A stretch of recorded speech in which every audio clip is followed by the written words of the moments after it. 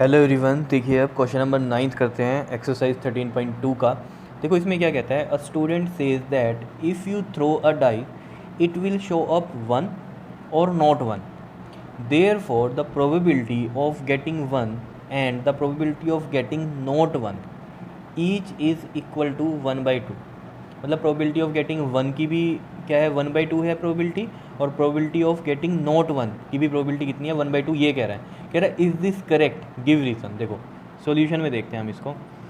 देखो जो dice throw करते हैं उसमें कितने टोटल नंबर होते हैं आपके पास, एक 1 होता है, 2 भी आ सकता है, 3 भी, 4 भी, 5 भी और 6 भी, यही होता है। टोटल कितने फेसेस होते हैं इसके, 6 फेसेस होते हैं, और उन पे अलग अलग ये नंबर लिखे होते हैं डाइस पे, ठीक है। वो लूडो वाली डाइस आपको पता ही होगी, ठीक है। तो इसमें ये क्या कह रहा है, प्रोबेबिलिटी ऑफ गेटिंग वन। देखो प्रोबेबिलिटी ऑफ गेटिंग वन की बात कर रहा है वो, ठीक है। गेटिंग वन ये कितनी होगी, प्रोबेबिलिटी ऑफ गेटिंग वन। देखो वन एक ही है यहाँ पर, तो फेवरेबल केस 1 हो गए, और टोटल नंबर कितने हैं हमारे पास, 6 हैं, तो 1/6 होगी गेटिंग वन की आने की चांसेस, ठीक है।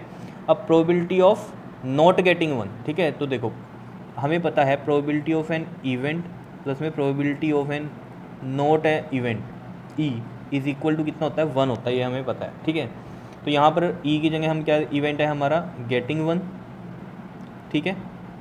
और प्लस में नॉट एन इवेंट वाला कौन सा है हमारे पास, गेटिंग नॉट वन, ठीक है, इज़ इक्वल टू 1। अब गेटिंग वन की हमें प्रोबेबिलिटी पता है 1/6 है, प्लस में प्रोबेबिलिटी ऑफ नॉट वन की क्या होगी हमारे पास, गेटिंग नॉट वन, ये हमें निकालनी है, ठीक है। तो देखो ज़रा किस तरीके से निकलेगी हमारे पास, probability of getting not one की प्रोबेबिलिटी क्या होगी हमारे पास, 1, और ये 1/6 इधर जाके -1/6, 6 एलसीएम, यहाँ 6 आएगा और यहाँ 1 आएगा, कितना आ जाएगा ये 5/6। तो देखो probability of getting not one की कितनी है, 5/6 है, और गेटिंग अ वन की कितनी है, 1/6 है। लेकिन इसमें इसने कितनी बोली है हमें, 1/2 बोल रहा है दोनों के लिए, वन के लिए भी और नॉट वन के लिए भी 1/2 कह रहा है। तो ये स्टेटमेंट क्या है फिर हमारे पास, करेक्ट तो नहीं है, ठीक है। तो हम क्या लिखेंगे, इज़ दिस करेक्ट, तो क्या लिखोगे यहाँ पर, नो, ठीक है। और ये इसकी जस्टिफिकेशन दे दी, यानी कि रीज़न दे दिया हमने, ठीक है। नेक्स्ट देखते हैं क्वेश्चन नंबर 10। देखो इसमें क्या कहता है, I toss 3 coins together. 3 coins को हमने क्या किया है, टुगेदर टॉस किया, and the possible outcomes are no head, 1 head, 2 head and 3 head. So I say that the probability of no head is 1/4। 1/4 बता रहा है प्रोबेबिलिटी नो हेड की। What is wrong with this conclusion, ये कह रहा है इसमें क्या गलत है कंक्लूजन में। तो देखो ज़रा सॉल्यूशन में चलते हैं हम।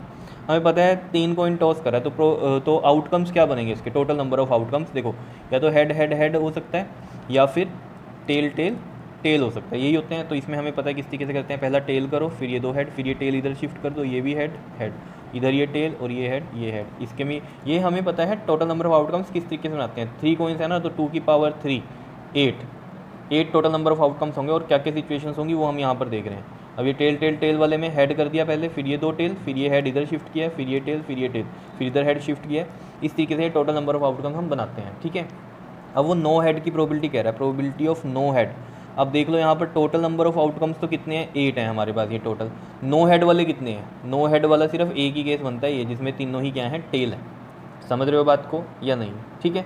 तो यहाँ पर हम क्या लिख देंगे, 1 लिख देंगे। तो 1/8 आ रही है प्रोबेबिलिटी ऑफ नो हेड की, और जबकि इसमें क्या कह रहा है, ये 1/4 बोल रहा था, ठीक है। तो क्या गलत है इसमें फिर, कि प्रोबेबिलिटी ऑफ नो हेड कितनी होनी चाहिए, 1/8 होनी चाहिए, नॉट 1/4। कितनी बात समझ में आ रही है या नहीं, ठीक है। तो ये हमारे पास इसका राइट आंसर होगा। क्लियर। देखिए अब क्वेश्चन नंबर 11 करते हैं। देखो क्वेश्चन नंबर 11 में क्या कहता है, if you toss a coin 6 times and it comes down head on each occasion. मतलब 6 टाइम्स आपने क्या किया है, टॉस किया है कॉइन को, और हर बार क्या हुआ है, हेड ही आया है, हेड ऑन ईच ओकेजन, ठीक है। कैन यू से that the probability of getting a head is 1। मतलब 6 टाइम्स आपने कॉइन को टॉस किया और हर बार क्या आया है, हेड ही आया है। क्या आप ये कह सकते हो कि उसकी प्रोबेबिलिटी 1 है? बिल्कुल भी नहीं बोल सकते आप, ठीक है। बाई चांस ये हो रहा है कि 6 टाइम्स आपने कॉइन को टॉस किया और हर बार वो हेड आया, लेकिन आप प्रोबेबिलिटी नहीं बोल सकते कि उसकी हेड की 1 है। प्रोबेबिलिटी क्या होता है, चांसेस, कितने चांसेस हैं। और हमेशा जब भी आप कॉइन को टॉस करते हो तो हेड होता है या टेल होता है, एक साइड उसके हेड होता है या टेल होता है। तो चांसेस हमेशा क्या होता है इसके, 1/2 होते हैं, प्रोबेबिलिटी ऑफ हेड के भी और प्रोबेबिलिटी ऑफ टेल के भी। इक्वली लाइकली आउटकम्स हैं, जैसे हम करते हैं ना, प्रोबेबिलिटी ऑफ हेड के क्या होंगे चांसेस, कितने हैं फेवरेबल, 1 है, और टोटल कितने हैं, 2 हैं। ऐसे ही टेल के भी 1/2, तो 1/2 होती है इसकी प्रोबेबिलिटी। हम हेड के आने की प्रोबेबिलिटी 1 कभी भी नहीं बोल सकते, चाहे वो 6 टाइम्स आपने कॉइन को टॉस किया है तब हेड आ रहा है, फिर भी आप ये नहीं बोल सकते हेड की प्रोबेबिलिटी की 1 है, ठीक है। आप क्या बोलोगे, हमेशा 1/2 ही है। तो इसलिए ये लिख रखा है no if we toss a coin then it has 2 equal chances always either head और टेल, या तो हेड होगा या टेल होगा। दैट इज प्रोबेबिलिटी इज 1/2, मतलब क्या है, हाफ ऑफ चांसेस हैं, हाफ चांस हेड के आने के हैं और हाफ चांस किसके आने के हैं, टेल के आने के हैं। Now if we toss a coin 6 times then the probability will be the same. Same मतलब क्या है, चाहे आप 6 टाइम्स आप कर रहे हो लेकिन फिर भी प्रोबेबिलिटी हमेशा क्या रहेगी, 1/2 ही रहेगी। आप 1 नहीं बोल सकते कि हेड की प्रोबेबिलिटी 1 होगी। क्लियर हो गया होगा ये क्वेश्चन। नेक्स्ट देख लो 12th क्वेश्चन। देखो 12th में क्या कह रहा है क्वेश्चन में, आपको ये दिख रहा था आप सभी को। देखो 12th क्वेश्चन में क्या कहता है, Sushma tosses a coin 3 times.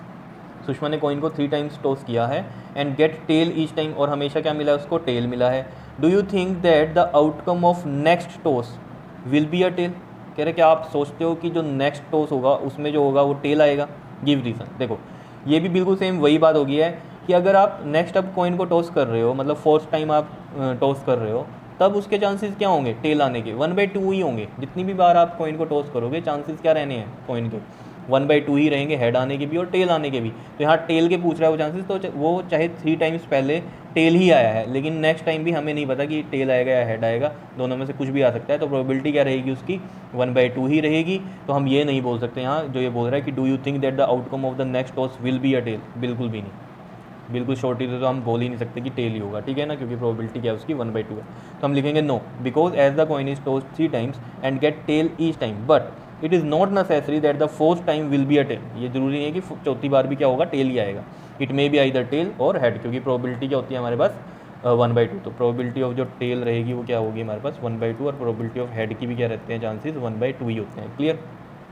Next देख लेते हैं क्वेश्चन नंबर 13। देखो इसमें क्या कहते हैं, if I toss a coin 3 times and get head each time. मतलब अब क्या कह रहा है, जैसे पहले 3 टाइम्स किया कॉइन को टॉस तो टेल मिल रहा था, इस क्वेश्चन में कह रहा है कि हेड मिल रहा है। Should I expect a tail to have a higher chances in the 4th toss. अब वो कह रहा है कि पहले मुझे क्या मिल रहा था, 3 टाइम्स हेड मिला है, should I expect a tail, कह रहा है अब मैं क्या टेल के एक्सपेक्ट करूं कि ज़्यादा चांसेस होंगे आने के 4th टाइम जब हम टॉस करेंगे।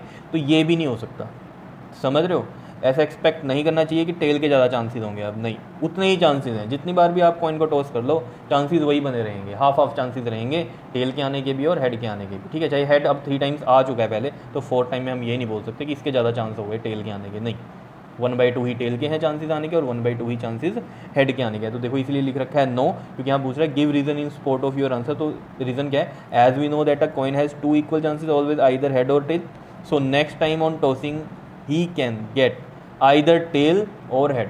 तो वो नेक्स्ट टाइम जब टॉस किएगा तो उसमें भी वही चांस रहेंगे, या तो उसे टेल मिलेगा या हेड मिलेगा, तो हाफ ऑफ चांसेस हैं, ठीक है। हायर चांसेस हम नहीं बोल सकते इसमें। क्लियर है। नेक्स्ट देखते हैं क्वेश्चन नंबर 14। देखो इसमें क्या कहता है, अ bag contain slips numbered from 1 to 100। एक बैग में क्या है, 1 to 100 की स्लिप्स हैं। If Fatima chooses a slip at random from the bag it will either be an odd number और एन इवन नंबर, ठीक है बात, या तो ओड होगा या इवन नंबर होगा। कह रहा है since this situation has only 2 possible outcomes, 2 he possible outcomes हैं, या तो ओड होगा या नंबर इवन होगा, सही है। So the probability of each is 1/2 justify. तो येस बिल्कुल 1/2 होगी, तो हम यहाँ पर सोल्यूशन में इसके येस लिखते हैं और जस्टिफिकेशन देखते हैं। देखो 1 to 100 के नंबर हैं, ठीक है। तो इसमें देखो अगर हम इवन वाली बात करें तो इवन नंबर कौन से होंगे, 2 4 6 8 एंड अप टू ये कितना होगा 98 और 100, और ये टोटल नंबर आप देखोगे तो ये 50 होंगे टोटल, ठीक है। क्योंकि देखो 100 में से आधे क्या होंगे, इवन होंगे और आधे ओड होंगे, तो 50 इवन होंगे और 50 ही ओड होंगे। तो ओड नंबर कौन से होंगे इसमें, 1 होगा, 3 होगा, 5 होगा, 7 होगा एंड अप टू कितना जाएगा ये आपके पास देखो 97 और ये 99 तक जाएंगे, ठीक है। तो ये भी कितने होंगे, टोटल 50 ही होंगे, ठीक है। अब यहाँ पर आप प्रोबेबिलिटी ऑफ इवन की निकाल लो। इवन के केस में देखो इवन कितने नंबर हैं, 50 हैं, और टोटल नंबर कितने हैं 1 to 100 में, ये 100 है, तो कितने चांसेस हो गए इसके 1/2 हो गए। ऐसी प्रोबेबिलिटी ऑफ ओड के निकाल लो। ओड के क्या होंगे, टोटल नंबर कितने हैं इसमें हमारे पास 100 हैं और ओड कितने हैं 50 हैं, तो इसकी भी देख लो कितनी है प्रोबेबिलिटी 1/2 ही है। तो ऑब्वियसली बात है यहाँ पर 1/2 साफ ही पता चला था कि 1 से लेकर 100 में क्या होंगे, हाफ इवन के होंगे हाफ ओड के होंगे, तो हाफ हाफ ही क्या आ रही है इनकी प्रोबेबिलिटी आ रही है, और 2 ही पॉसिबल आउटकम्स हैं हमारे, इवन होंगे या ओड होंगे। क्लियर। तो येस लिखा है हमने, तो इसको जस्टिफिकेशन भी यहाँ पर दे दी है। क्लियर है, कर लोगे, ठीक है। तो बिल्कुल ही ईजी है क्वेश्चन, तो ये एक्सरसाइज यहीं पर आपकी कंप्लीट है। क्लियर, अब नेक्स्ट वीडियो से हम इसकी 13.3 एक्सरसाइज स्टार्ट करेंगे। क्लियर, ओके जी, थैंक यू।